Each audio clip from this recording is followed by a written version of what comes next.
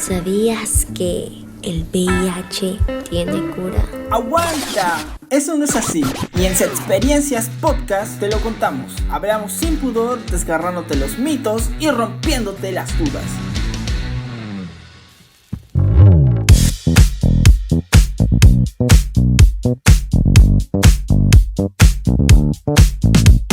Bienvenidos a Experiencias, tu podcast de confianza donde siempre te hablamos acerca de la sexualidad. Como ya saben, les habla Keri Prado y el que me acompaña a mi lado es Miguel Ángel Guerrero. ¿Qué tal, Keri? ¿Cómo estás? Estamos acá una semana más y esta vez el tema que vamos a abarcar es acerca de las enfermedades de transmisión sexual.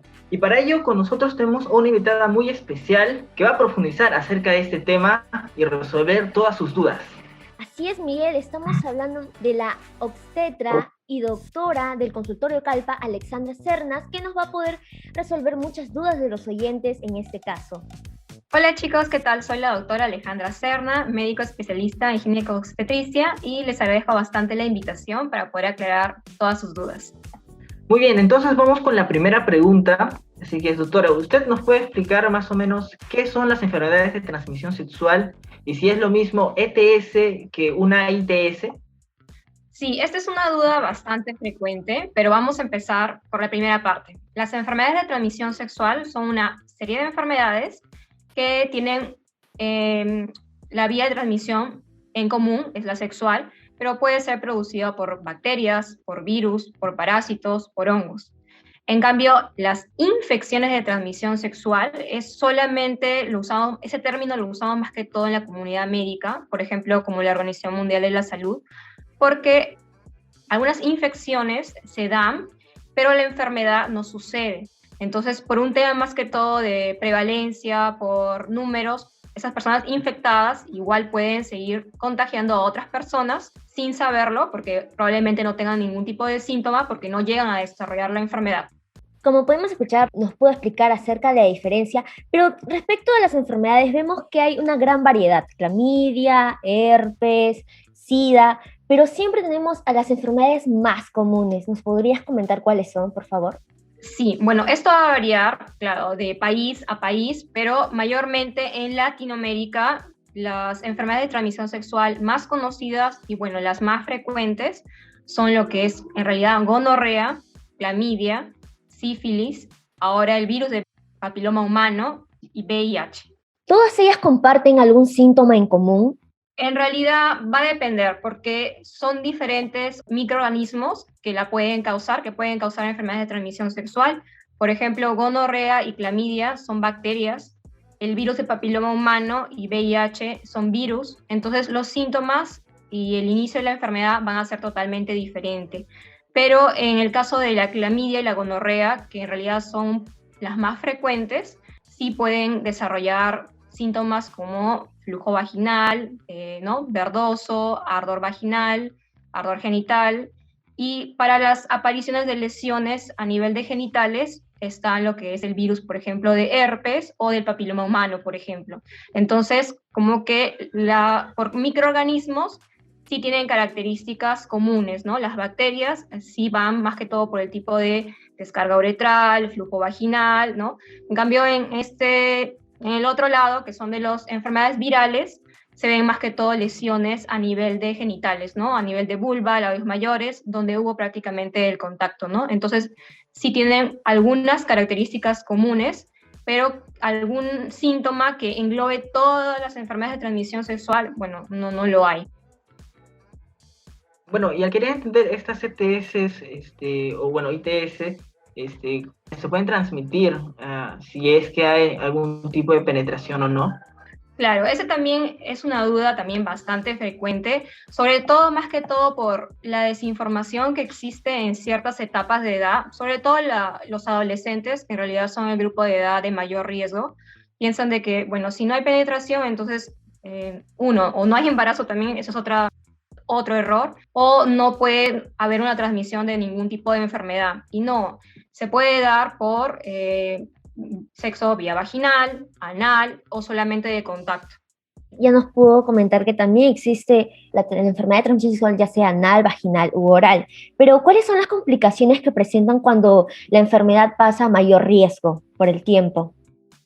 Hablemos de una de las más frecuentes, clamidia, por ejemplo, porque en varones casi es asintomática, pero en mujeres es lo que puede producir, por ejemplo, complicaciones o secuelas a largo plazo. Puede causar lo que es una enfermedad inflamatoria pélvica, dolor pélvico crónico, inflamación a nivel de las trompas y, bueno, la secuela que es un poquito la más afecta a la parte de la fertilidad, porque produce a largo plazo la obstrucción de las trompas tubáricas. Entonces, eso causa infertilidad en un porcentaje de casos, sobre todo de las infecciones de clamidia, las que obviamente no son tratadas a tiempo o no son tratadas de forma correcta, por decirlo así. En el caso de la infección del virus de papiloma humano, que cada vez es más frecuente, si tenemos ciertos serotipos que son los más agresivos, que es el 16, el 18, el 31 y el 33, la paciente tiene mayor riesgo a producir lesiones a nivel del cuello uterino, como displasias moderadas, severas y obviamente el peor de los casos, el cáncer de cuello cervical, ¿no? Ahí yo tengo una duda, o sea, y en ese caso, ¿cómo es que uno puede llegar a tratárselos? Claro, en el caso de, por ejemplo, clamidia, al ser una bacteria responde muy bien a lo que son los antibióticos, pero la paciente tiene que darse cuenta y acudir en el momento que tenga síntomas, que mayormente a veces, bueno, por vergüenza o, bueno, por falta de tiempo o por diferentes razones, no acude a tiempo al médico. Entonces, esta enfermedad, por decirlo así, puede irse agravando y formar lo que es una obstrucción, inflamación o pus en casos más severos en la cavidad pélvica, ¿no? Eso ya es obviamente una complicación.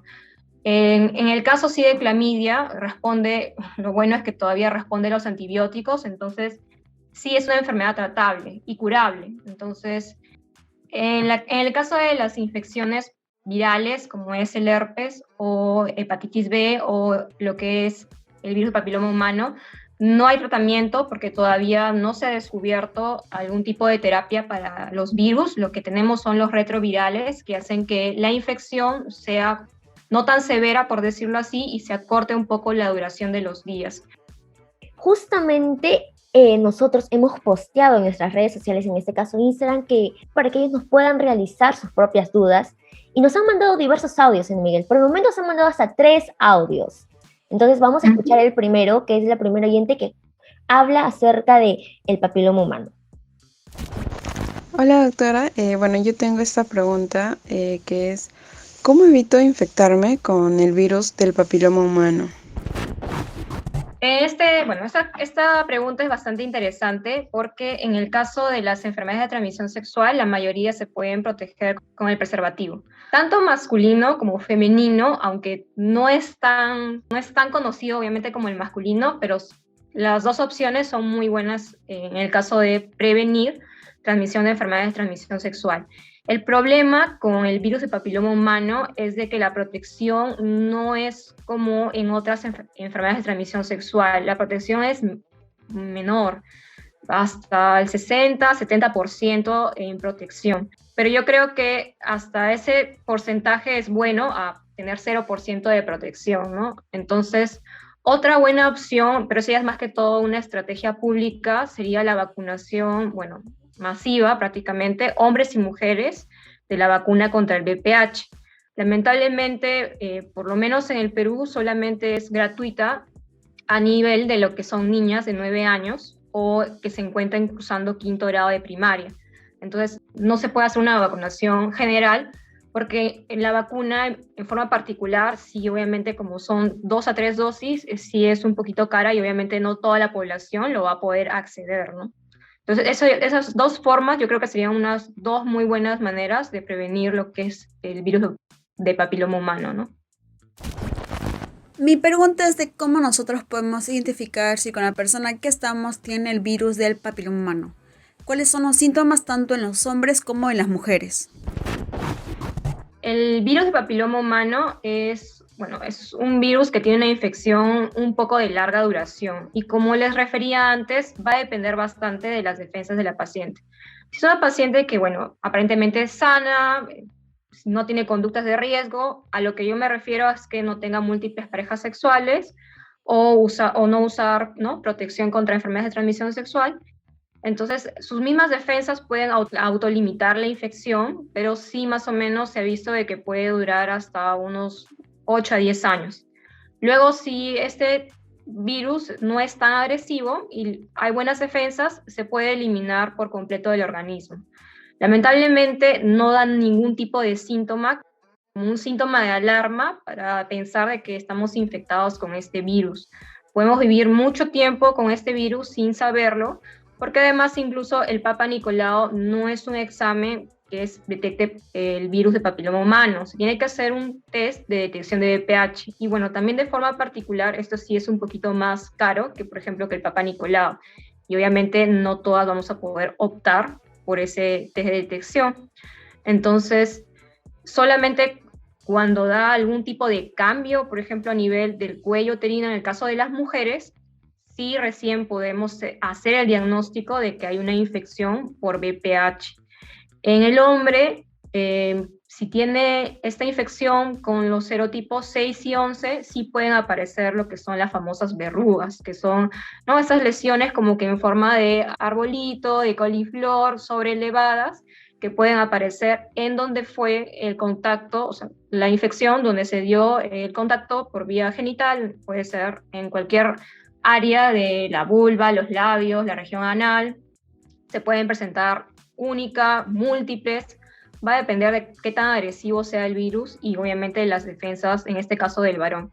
En el caso de la mujer también pueden aparecer igual las mismas lesiones, ¿no?, de verrugas genitales, pero si no hay estos dos serotipos y solamente son de los otros que hay, porque hay cientos en el VPH, mayormente no suele dar síntomas. Entonces, probablemente si la pareja no tiene síntomas, claro, yo tampoco voy a sospechar de que, ¿no?, que puede tener algún tipo de infección, y tampoco tenemos algún tipo de examen de sangre como para saber si tenemos o no tenemos este virus. Este virus es totalmente diferente, por ejemplo, ¿no?, del VIH, ¿no?, que igual es un virus, pero yo sí lo puedo detectar en un examen de sangre. En cambio, el VPH no es tan fácil. Entonces, por eso es que tiene esa facilidad de propagación, porque como no tenemos síntomas, no nos preocupamos y bueno, seguimos como que propagando la infección, por decirlo así. Como puede durar varios años, entonces puedo seguir contagiando a otra persona y sin yo darme cuenta.